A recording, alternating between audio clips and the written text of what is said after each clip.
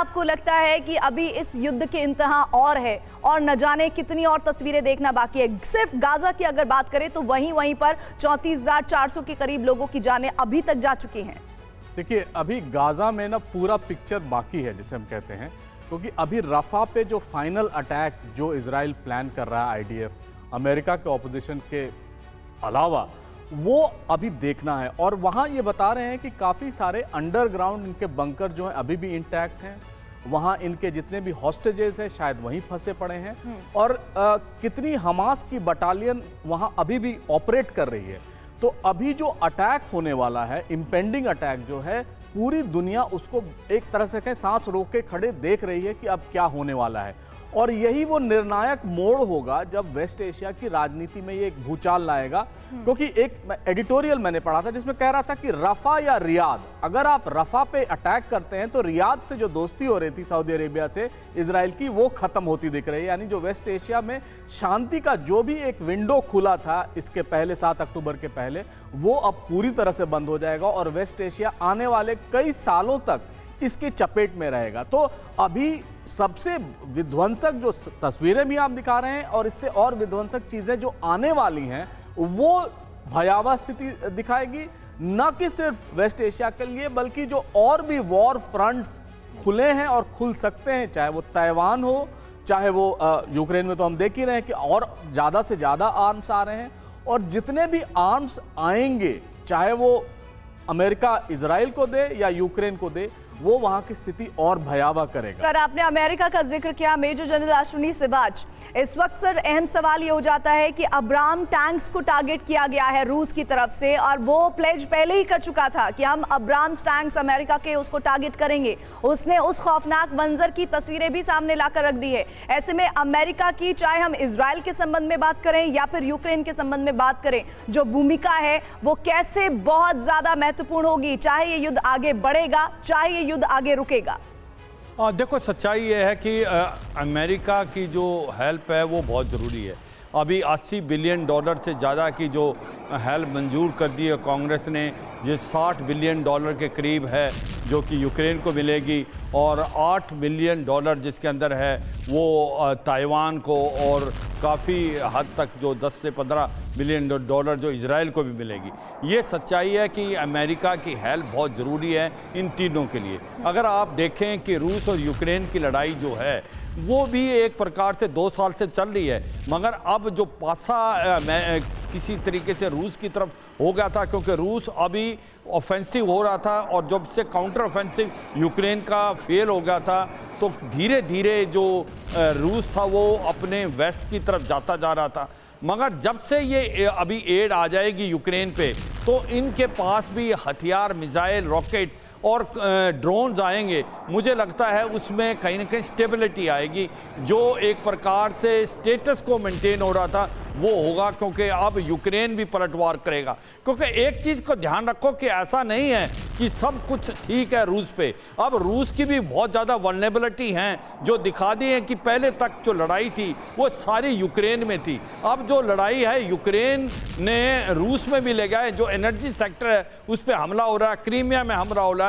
तो मुझे लगता है कि अब जो अब्राहम टैंक की बात हो रही है, देखो ये तो मान के चलो आप, इस रूस यूक्रेन लड़ाई ने ज़्यादातर एक चीज़ तो दिखा दी है, जो टैंकों का ज़माना था वो अब नहीं रहा, क्योंकि ड्रोन जो हैं चूज कर करके मारें। जब तक वो आप एंटी ड्रोन स्ट्रेटजी नहीं ले आएंगे तो टैंकों का एक सर्वाइबिलिटी बैटलफील्ड में बहुत लिमिटेड है। और इसी प्रकार से अगर आप इजराइल और हमास की लड़ाई देखें, आप ये कह रहे हैं, जी बिल्कुल, कंप्लीट योर वर्ड्स,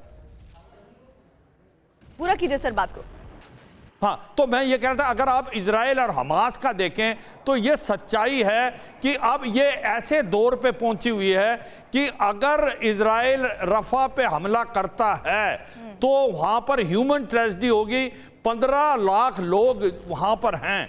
मगर अगर हमला नहीं करता तो प्रॉब्लम यह है 4 बटालियन अभी भी जो हमास की है वो रफा में छुपी हुई है, ज़्यादा हमास लड़ाकू वहाँ हैं, और उसके बाद जो हॉस्टेजेज हैं उस पर क्लियरिटी नहीं है 133 में। तो इसका मतलब कहने का ये है कि अभी इजराइल के लिए भी मजबूरी है रफा पे हमला करना। अगर रफा पे हमला करता है, इसका काउंटर बहुत इंपॉर्टेंट है कि जो सऊदी अरेबिया, यूएई, आपका जो ओमान वगैरह सारे देश बिल्कुल अगेंस्ट हो जाएंगे इजराइल के।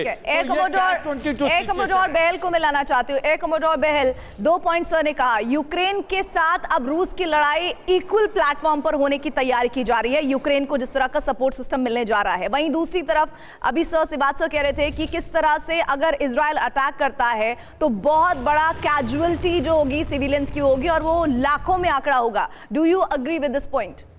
देखिए, बहुत ही महत्वपूर्ण बात की आपने प्रीति जी। सबसे पहले मैं ये कहूँगा कि जो राफा में सिचुएशन है इस समय पे, काउंटर प्रपोजल हमास के पास है कि पीस डील कैसे की जाए जिससे बाकी बचे हुए बंधक जो 120-130 के करीब है उनको रिहा कर दिया जाए। लेकिन जो हमास चाहता है कि परमानेंट एंड हो वॉर का, और जो इजराइल चाहता है कि हम हमास को ख़त्म करें, तो एक ही हुंडी हमास के पास रह गई है, वो है बंधकों की। अगर वो बंधकों को भी रिलीज कर देगा तो उसके पास कोई हुंडी रहेगी नहीं, और उसके बाद इजराइल फिर से रफा पे अटैक कर देगा। और रफा पर अटैक करने के लिए ही उन्होंने सीरिया पे अटैक किया था, ईरानियन एम्बेसी के ऊपर, ताकि जितने भी वेस्टर्न देश हैं जो उस समय चले गए थे इजराइल से दूर, वो वापस इजराइल के पास आ गए जब ईरान बीच में आ गया। तो कहीं ना कहीं ईरान को भी ये समझ आ गया है, इसलिए अगर आप देखिए ईरान वापस प्रॉक्सी वॉर पे चला गया है और आगे फ्रंट पे ओवर्ट अटैक्स नहीं हो रहे। लेकिन इसके साथ जो आपने रशिया को जोड़ा है, अभी बर्फ वहां पे पिघल चुकी है, इस वजह से ग्राउंड जो सिचुएशन है वापस फिर से विध्वंसक होती जा रही है। और उसमें $61 बिलियन का जो एड अब अमेरिका दे रहा है यूक्रेन को, और साथ साथ में patriot air defence missile system और दूसरे डिफेंस इक्विपमेंट दे रहा है, उससे उसकी स्थिति बेहतर होने की उम्मीद है। लेकिन जहां तक वो लैंड ग्रैब कर चुका है या जहां तक लैंड पे अपना हक जमा चुका है रशिया, वहां से वो पीछे नहीं हटेगा। तो यही चीज वो इक्विलिब्रियम की बात कर रहे थे। सर, आप जो सब बात कर रहे हैं इसी पर वॉर जोन से एक बहुत बड़ी खबर आ रही है जो व्यूअर्स तक पहुंचाना चाहती हूं। खबर यह है कि दुनिया पर मंडरा रहा है परमाणु अटैक का खतरा। ये बात इसलिए कही जा रही है, रूस ने Tu-95 बॉम्बर की तैनाती बढ़ा दी है। लॉन्चिंग मोड पर रूस के परमाणु बॉम्बर्स हैं, जो जानकारी हमें मिल रही है, और ऐसे में दुनिया पर बहुत बड़ा परमाणु अटैक का खतरा है। इस बात के संकेत इससे पुख्ता होते हुए नजर आ रहे हैं। रूस ने Tu-95 बॉम्बर की तैनाती को बढ़ाया है। कैसे इस तैनाती के बढ़ने का मतलब परमाणु बॉम्बर को और ज्यादा स्ट्रेंथन करना है, इसको आप समझ सकते हैं। लॉन्चिंग मोड पर रूस के परमाणु बॉम्बर्स हैं। इसका सीधा मतलब क्या ये माना जाए कि रूस अब परमाणु तौर पर इस युद्ध को आगे ले जाने की तैयारी कर रहा है।